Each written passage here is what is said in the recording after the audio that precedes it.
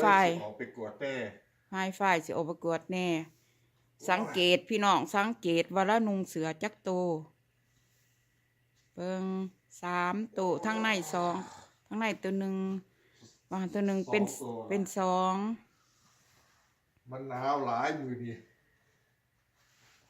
เนี่ยอันนี้อีกมีอันนี้อีกบ่โอ้ยตรงนี้เหรอบ่มีบ่มันนุ่มหยาโอ้ยถ้าขั้นบนนุ่มหลายตัวก็เย็นหนาวเอาอีกย่างอีกบ่ยัง โอ้เอาคักๆได้เจ้า4ตัวเสือพี่เ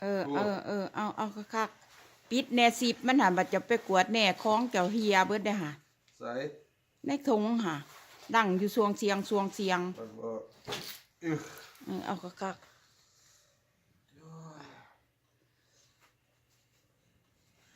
เอาคักๆได้เจ้า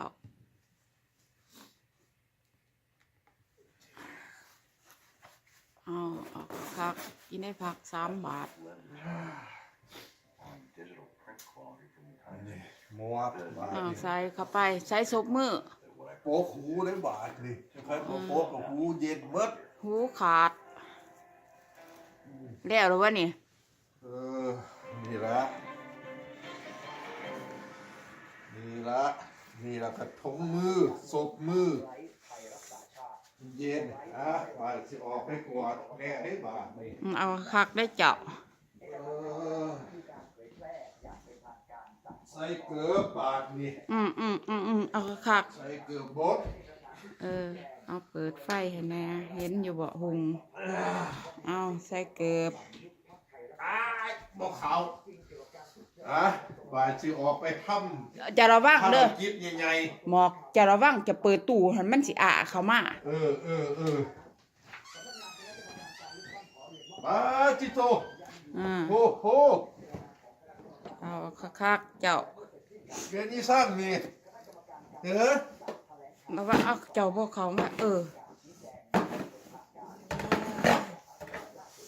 เย็นเปิดเถื่อนซ่าดิเปิดออกสิ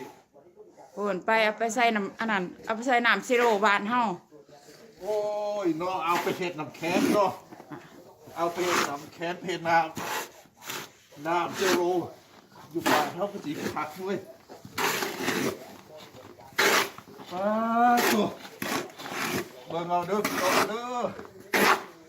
นี่แหละมื้อนี้ก็เกิดว่า-8 -9บ่-8 -9เ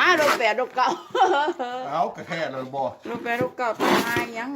เช้าตายแท้มื้อนี้แต่มัน-8เพราะว่ามันอันนั้นที่หิมะมันลงมาหลายคันหิมะบ่ลงมันสิหนาวแฮงมื้อว่านนี่-18มื้อนี้-8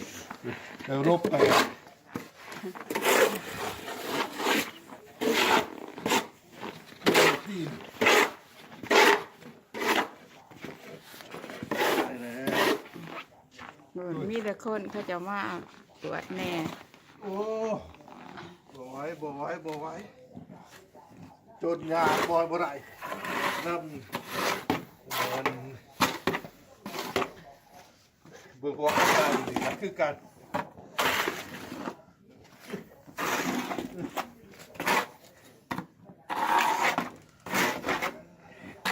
มันก็เย็นเมื่อตัวบานใครไหวบ่เป็นยังมันเย็นแน่เย็นได้เปิดไฟเปิดก็เปิดเดี๋ยวเป็นจะไรไปบนผุนเบื้องเพียงแอวนี่มันเดี๋ยวมันสิไปได้จังไดนี่มันก็ต้องกวดแล้วนี่ที่ก่อนไปกวดบ่ทันเพียงแอวละสิปิดตู้ละมันก็บ่ไหวคือกันตะเวหนาวมันบ่แม่นธรรมดาสามัญโอ้ยสิเฮ็ดจังได๋มันคือสิแหละระวังจะสิตกลงเด้อหมอกเด้อข้างหลังกูมาเฮ็ดกวดเรื่องกันซอยกัน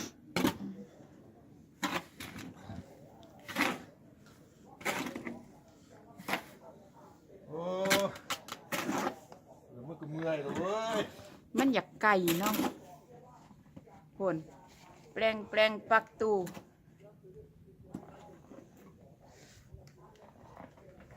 อยู่วันไหนก็ไปกวดแน่ฝากหนึ่งก็กวด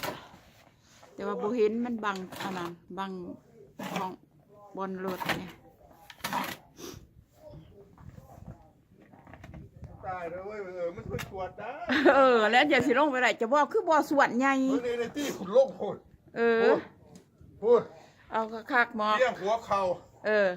เอาคักๆเอา ส คัก บายดีพี่น้องทั้งเมืองลาว ๆเออ เอา มาอยู่พี่ในเด้อผู้ใดอยากได้นี่นะ เอาไปเฮ็ดน้ำเซโรกินนี่ขายดิบขายดีละดิ เขียวเฮ็ดแล้วขอยกระนาวแล้วขอยยืนไข่ ขาย ตู่ เป็นเศรษฐีละดิโอ้ย ไปเอาอันส่วนใหญ่ตี้หมอ เหิง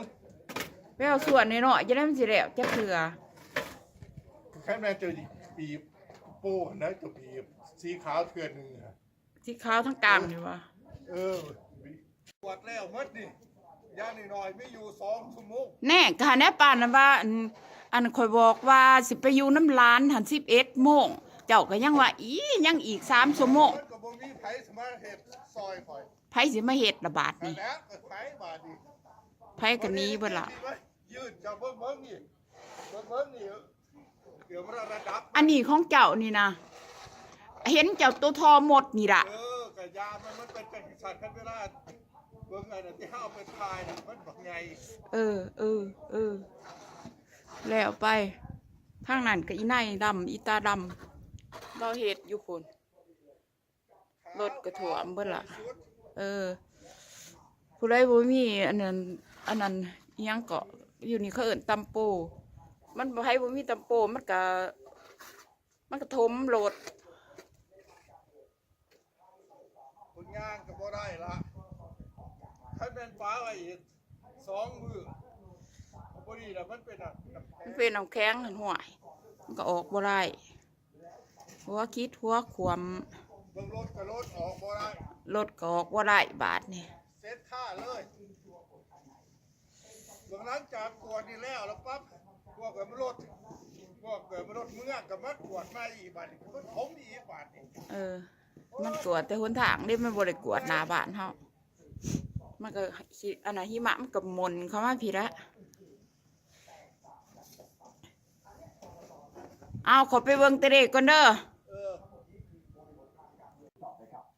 ในการเลือกตั้งพรรคไทยรักษาชาติส่งผู้สมัครบัญชีรายชื่อเนี่ยตรงนี้ โอ้ยเจ้าก็เว้าอีหยังเด้เขียวเฮ็ดถอนเว้ย จะยกตัวอย่างครับมันจะเกิดปรากฏการณ์อะไรเกิดขึ้น ในสนามเลือกตั้งกทมเขตที่พรรคไทยรักษาชาติส่งผู้สมัครนี่ครับก็8 เขตนะครับในพื้นที่กทมทั้งหมดแล้วก็8 เขตนี้พรรคเพื่อไทยก็ไปส่งนะครับ